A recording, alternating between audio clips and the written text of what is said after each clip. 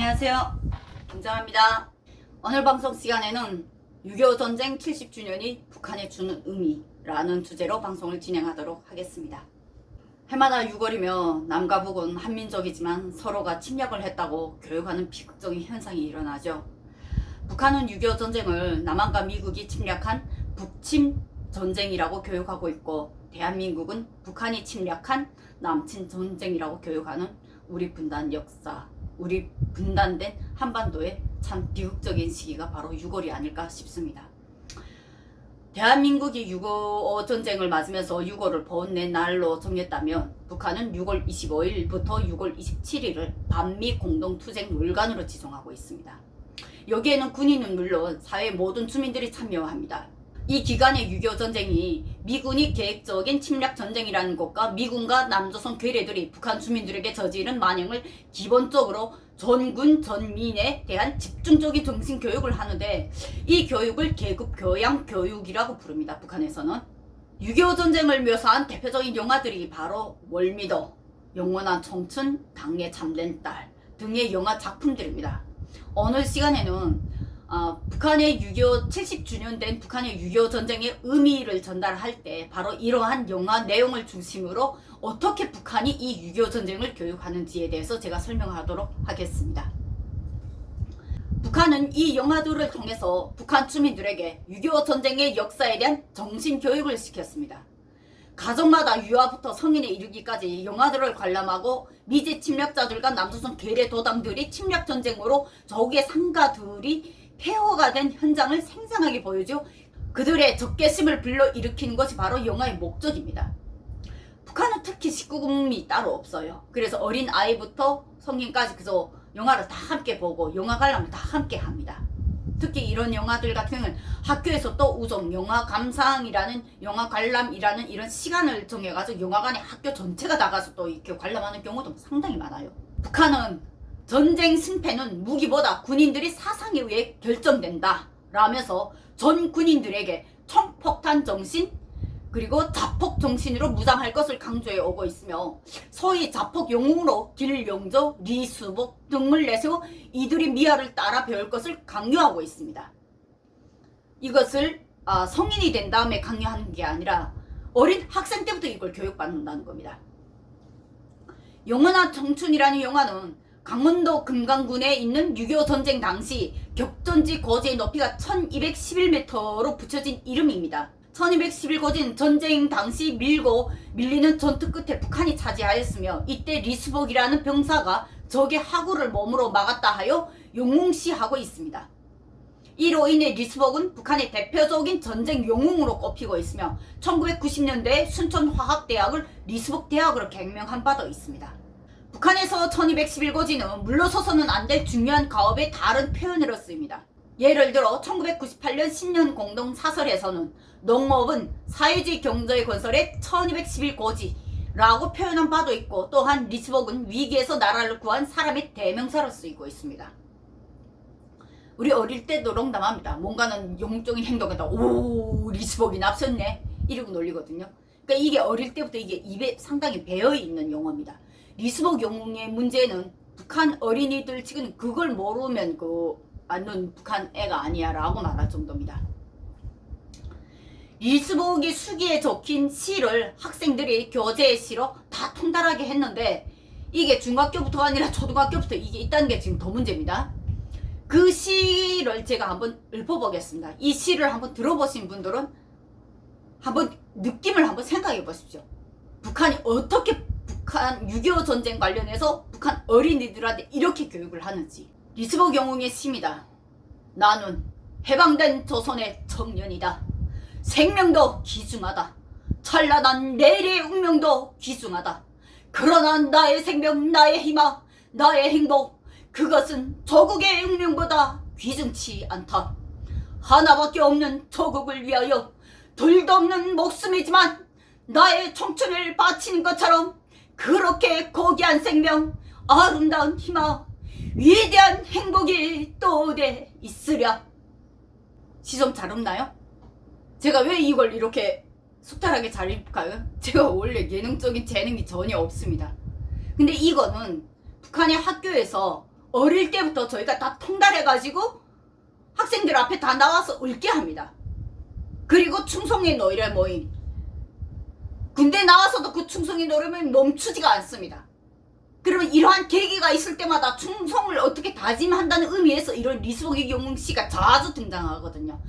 그러면 어려서부터 성장해서 군대 나와서까지 계속 이걸 읊다나니까 거진 이거 읊는 그 순간만큼은 제가 성우가 된 거 같지 않나요? 이것이 바로 북한의 교육입니다. 북한을 떠나온 지가 이제 20년이 다가오는데 20년이 아직 되지는 않았네요. 한 14년째? 15년째 그렇네요. 제가. 그런데 저는 아직도 이게 몸에 다 배어 있습니다. 잊혀지지가 않아요. 잊을 수도 없고. 90년대 리스보기 대자라는 정치 구호가 있었고 북한에는 당시에 이 시와 함께 1211고지 리스복과 관련한 문예 창작물도 상당히 많이 등장했습니다. 1990년 비행훈련 중 화재가 발생하자 낙하산 탈출을 포기하고 김부자 특각을 피하여 추락했다는 길룡저와 6.25 전쟁 당시 동부전선에서 6탄으로 돌격로를 개척하여 전세를 역전시켰다는 리스버, 그리고 1990년 훈련 중 수류탄을 온몸으로 방어하여 동료들을 구했다는 김강철 등을 자폭 영웅으로 미화하고 있으며 이들의 행적을 집중 선전하여 군인들에게 김정일에게 한시라도 목숨을 바칠 수 있도록 강요하고 있고 특수부대원들은 물론 전투기 조종사 심지어 여성 비행사들까지도 가미가제식의 자폭 훈련을 실시하고 있습니다. 저는 이거 분명히 기억하거든요. 이게 특히 김강철 영웅 관련돼서는 당시 제가 이재승 군사대학에 있을 때였습니다. 그리고 1990년대 나니까 길령저, 김강철, 그리고 리수복, 이 자폭 영웅, 총각 폭탄이 되자라는 구호를 우리한테 전복시킬 때 반드시 이들의 사상, 이들의 미화가 먼저 교육이 되면서 우리한테 그 구호를 불러게 만들었습니다. 그래서 1990년대 당시 제가 군사복무를 했기 때문에 누구보다도 당과 수령을 위하여 조국과 인민을 위하여 총각 폭탄이 되자라는 구호는 거진 자다깨나 불러놔도 바로 부를 수 있도록 너무 자연스럽게 우리가 불렀던 거죠. 그래서 항상 그때 당시 제 머릿속에는 일단 유사시에는 나는 내 목숨을 초기화같이 바칠 줄 알아야 된다. 그것이 진짜 군인이다. 라고 생각하는 것이 너무나도 당연하게 받아들였다는 거죠. 여성인데도.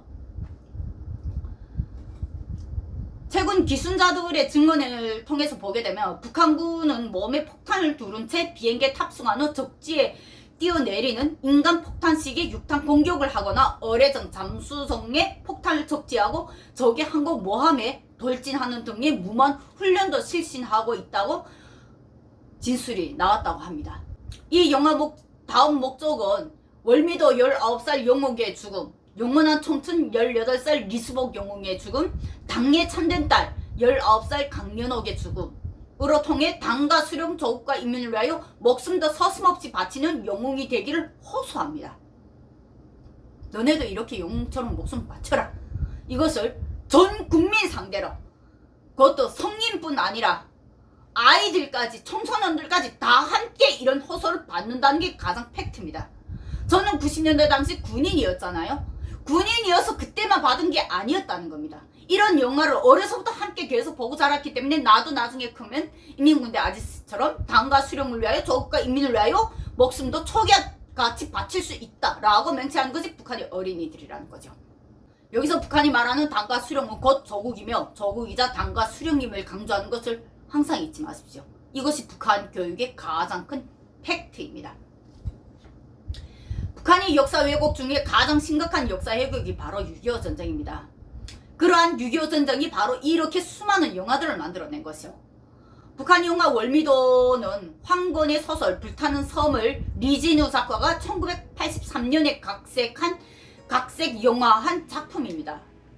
1983년에 제작되어서 시사회를 가졌을 당시 영화로 최초로 북한 당 기관지에 노동신문에 이례적으로 2면 3면에 전체가 할당되어 소개하기도 한 문화작품이고, 또한 시사회 때 북한은 이 영화를 살아도 충성, 죽어도 충성하는 인민군의 전형적인 김일성에 대한 충성심을 사상적으로 높이 형상화한 것이라고 극찬하기도 했습니다. 이 영화가 김정일이 작품이에요. 김정일이 당시 후계자로 하면서 문화예술계를 통째로 끌어안고 이 영화도를 상당히 추진시켰던 겁니다.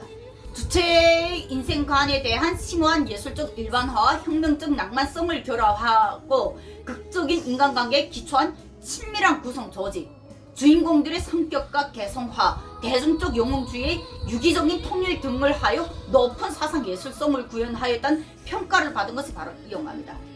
영화의 줄거리는 인천 상륙작전 당시에 미군의 인천 상륙 작전을 막기 위해서 얼미터를 사수하기 위해 싸운 북한군 해안포병 병사들의 싸우는 내용인데요. 불과 4문의 포를 가지고 5만 명의 대병력과 수백 척 군함 1,000여 대의 비행기를 동원한 미군에 대해 3일간 결사전을 벌였다는 다분히 과장된 심파적인 스토리를 갖고 있습니다. 말도 안 되죠. 그런데 북한 주민들은 당시 이걸 믿었습니다. 왜 믿을까요? 외부와 어떤 소식도 연결이 안 됐잖아요. 오직 북한이 주는 교육만 받고 있잖아요. 북한이 외부 통신을 다 단절하는 바로 효과가 바로 이런 데서 나온다는 겁니다. 그들을 오직 김일성의 노예로만 살게 하고 김일성의 노예로만 성장하고 김일성의 노예로만 그들이 충성할 수 있게 살게끔 만든 것이 바로 북한의 이러한 영화를 통해서 북한 주민들을 세뇌시키는 그러한 과정의 또 하나의 수단이기도 하죠. 영화의 주제곡이 있습니다. 나는 알았네. 이 영화 주제곡이 나는 알았네 한 소절을 제가 읊어드리겠습니다. 이 영화 어릴 때부터 하도 많이 불러가지고 노래는 다 암송한데 영상을 조금 짧게 찍잖아 하니까 딱 한 소절만 거기에서 팩트 한 소절만 불러드리겠습니다. 살아도 그 품 속에 죽어도 그 품 속에 언제나 사무치게 불러보고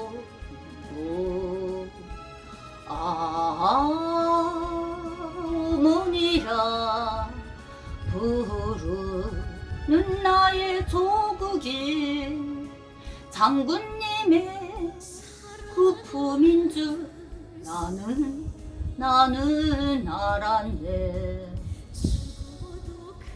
이 소설이 어찌 보면 제일 팩트입니다. 조국이자 장군님이라고 하잖아요. 그러니까 살아도 그 품속에 죽어도 그 품속에 나는 살아도 좋고 죽어도 좋다. 오직 장군을 위해서 내 목숨은 존재한다. 이 노래가 당시 북한의 대중가요로서 북한 주민들에게 엄청나게 펼쳐졌습니다. 그리고 역을 하는 그 영목이의 그 형상을 상당히 귀엽고 19살의 어린 처녀가 금방 학교 졸업해서 해군 상등병을 달고 마지막에 그 싸울 때 마지막 영옥이 죽는 장면이 어떻게 죽느냐면 통신선이 폭격에 끊어지거든요. 그 끊어진 걸 자기 몸으로 이렇게 전선을 이어가지고 결국 전기통에서 죽는 걸로 이렇게 나오는데,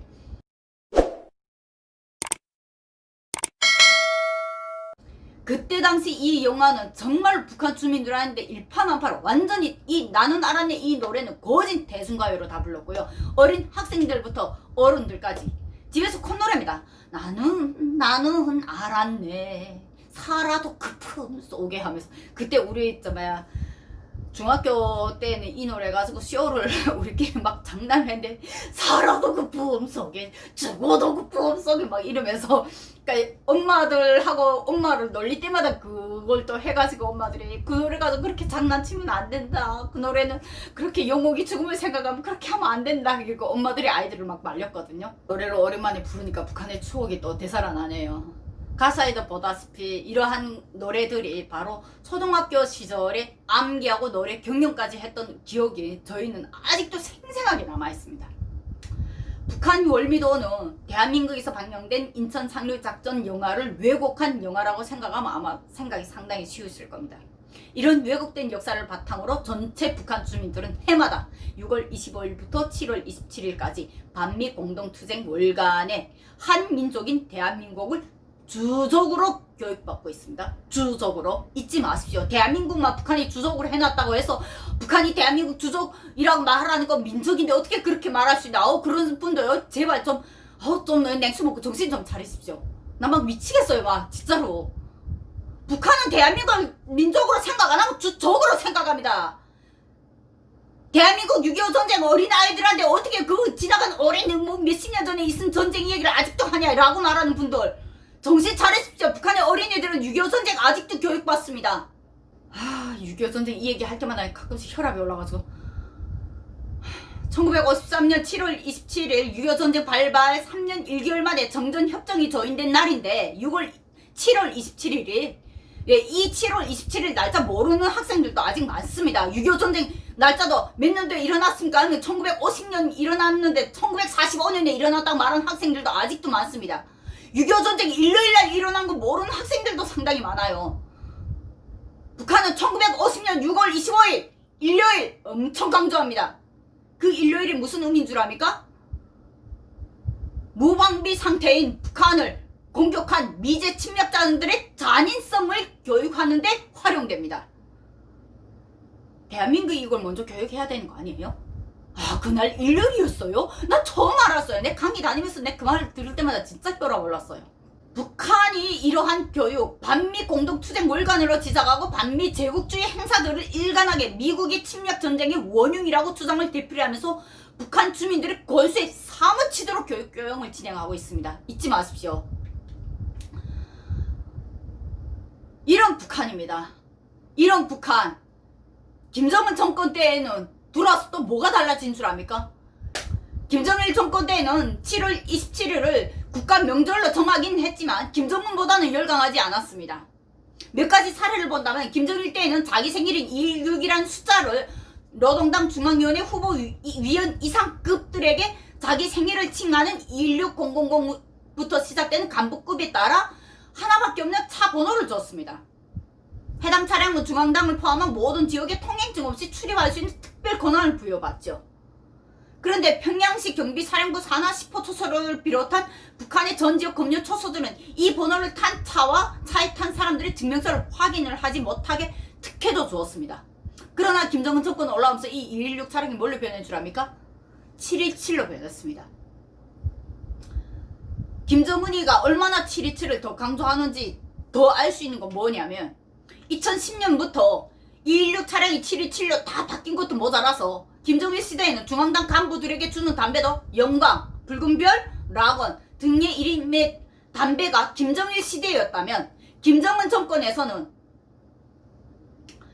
2014년 7월 27일부터 김정은 지시로 간부들에게 외국 담배는 피우지 말고 최고급 727 담배만 피우면서 항상 전쟁에 대비하라고 독려했습니다. 이것이 지금 남북정상회담을 함께한 김정은이 한 짓입니다. 명심하십시오. 남북정상회담 냉면국수 하나 먹었다고 모든 게 다 평화통일이 그렇게 잘 됐으면 분단 70년 오지도 않았어요. 이렇게 김정은 정권 727이라는 숫자를 활용해서 727 전승기념일이라는 자기식 주장으로 선전 공세를 강화하며 북한 주민들에게 전쟁의 열기를 띄우는 것이 바로 지금의 김정은입니다. 김정은 정권이 우리 남북정상회담 2018년에 처음으로 있었죠. 그러나 김정은 정권은 2013년에 이미 전원회의로 4월 1일 최고인민회의 제12기 7차 전원회의에서 자유적 핵보유국의 지위를 더욱 공고히 할 때 대하여라는 법령을 채택했습니다. 북한 정권 최초의 핵전략 관련 지침법으로 알려진 이 법령 총 10개 사항으로 구성되어 있고 1조, 2조, 4조, 5조에는 북한의 핵 무기 개발 동기와 핵 운영 전략 일반적 내용이 상당히 포함되어 있습니다. 이 내용에 관련해서 제가 북핵 관련 법령에 관련해서 제 유튜브 방송에도 올렸습니다. 재산 목록에 들어가 보면 나올 겁니다. 6.25 전쟁 70주년을 맞으면서 제가 내일 6월 17일이죠. 국회에서 물망초가 주최하는 세미나에 제가 참가합니다. 6.25 전쟁 70주년을 맞으면서 6.25 전쟁과 김일성과 아이들 뭐 이런 주제라고 하더라고요. 저는 북한군으로서 6.25 전쟁이 북한의 의미라는 주제로 북한군 장교로서 제가 방송을 세미나에서 발언을 하는데 모르겠습니다. 그날 실시간 방송이 될지 안 될지. 실시간 방송을 제가 아직 한 번도 해보지 못해가지고 어떤 분들이 실시간 방송 기대합니다 라고 글도 남겨주셨는데 제가 아직 그걸 한 번도 해보지는 못했습니다. 어쨌든 녹화를 하던 방송을 하던 그날 세미나 현장을 제가 촬영을 해서 올리던 아니면 실시간에 올리던 제가 한번 방법 취해보도록 하겠습니다. 오늘 방송에서 북한이 가져오는 6.25 전쟁의 6.25 전쟁 70주년이 북한이 주는 의미, 북한이 그동안 어떤 교육으로 이렇게 진행해 왔는지, 이것이 바로 북한이 가져오는 의미고요. 김정은 정권이 김일성 정권보다 얼마나 더 지독하게 대한민국에 대한 대남 전략을 더 잔인하게 진행하는지를 우리는 또다시 알 수 있지 않습니까? 7.27 문제, 그리고 핵범령 재지정 문제. 6.25를 맞으면서 북한이 6.25 전쟁 70주년을 맞으면서 열병식을 준비한다는 소식도 있지만 6.25가 코로나 때문에 6.25가 아니고 당창건 75돌인 10월 10일일 수도 있습니다. 그러니까 일단 상황은 지켜봐야겠죠. 만약 진행한다면, 그래도 강행한다면 아마 사람이 너무 많이 모이는 것보다도 무기를, 신형 무기들을 오히려 공개하는 것으로서 또 국제사회 이목을 끌려고 하지 않을까. 6.25를 맞으면서 또 어떤 군사 도발을 저들이 준비하지 않을까. 저도 상당히 우려되긴 합니다. 그러나 분명히 말하는 거는, 북한은 김일성 때도 그랬고 김정일 때도 그랬고 김정은 역시도 그 3대가 똑같습니다. 대한민국이 남북 대화를 요청한다, 평화의 얘기 허들을 뗀다, 그들은 오직 시간 벌기 이용으로 생각했을 뿐입니다. 그들의 적화 통일로선 절대로 변하지 않았습니다. 한 가지 사례로 김정일이 북한 인권 문제로 처음으로 나설 때 핵무기 개발을 위해서 그들이 비핵화라는 그 시간을 벌기 위해서 북한 인권 문제에 직접 나섰던 문제, 태영호 공사책에 분명히 그 내용도 나와 있습니다.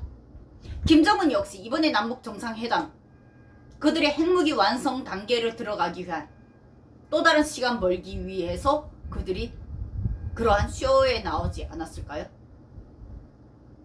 북한에게 진심을 기대하는 것은 어리석은 짓이라고 생각합니다. 오늘 방송 여기까지 마치겠습니다. 감사합니다.